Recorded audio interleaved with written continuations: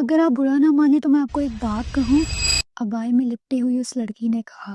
Instagram scroll کرتی ہوئی لڑکی نے سر اٹھا کر دیکھا اور بولی جی جی بولیں، اور واپس سکرولنگ میں مصروف ہو گئی۔ کل رات میں ایک جگہ پڑھ رہی تھی کہ آپ صلی اللہ علیہ وآلہ وسلم نے فرمایا، خبردار جب بھی کوئی مرد کسی عورت کے ساتھ خلوت میں ہوتا ہے تو ان کے ساتھ تیسرا شیطان ہوتا ہے۔ اسی طرح ایک دوسری جگہ فرمایا، محرم کے سوا کوئی مرد کسی عورت کے ساتھ تنہائی میں نہ بیٹھے۔ سکرولنگ کرتی ہوئی لڑکی کے ہاتھ رک گئے۔ اس نے سر اٹھا کے سامنے بیٹھی لڑکی کو دیکھا۔ بات کا موضوع تو اسے سمجھ میں آ گیا تھا، اس لیے وضاحت دیتے ہوئے کہنے لگی، ارے یار میں کون سا اس سے کہیں باہر مل رہی ہوں، میسج پر تھوڑی بہت بات ہی تو کرتی ہوں اور ہم صرف دوست ہیں۔ سامنے بیٹھی ہوئی لڑکی کہنے لگی، لیکن اس چیٹ باکس میں بھی تو آپ دونوں اکیلے ہی ہوتے ہو، اور رہی بات دوست ہونے کی تو نامحرم تو ہر حال میں نامحرم ہی ہوتا ہے نا، چاہے پھر وہ آپ کا کزن ہو، فیانسے ہو یا بقول آپ کے دوست۔ دونوں طرف خاموشی چھا گئی اور سکرولنگ پھر سے کنٹینیو ہو گئی،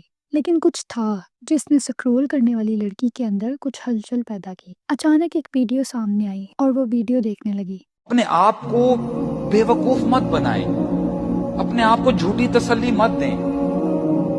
وہ حدیث بھی ہم سن چکے ہیں بار بار۔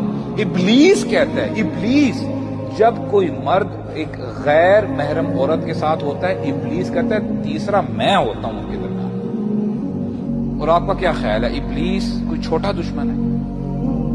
اور وہ کبھی کبھار نہیں، بہت دفعہ ایسے کام کروا چکا ہوتا ہے کہ بندہ بعد میں سر پکڑ لیتا ہے کہ میں نے کیا کیا، and there is no way out after that۔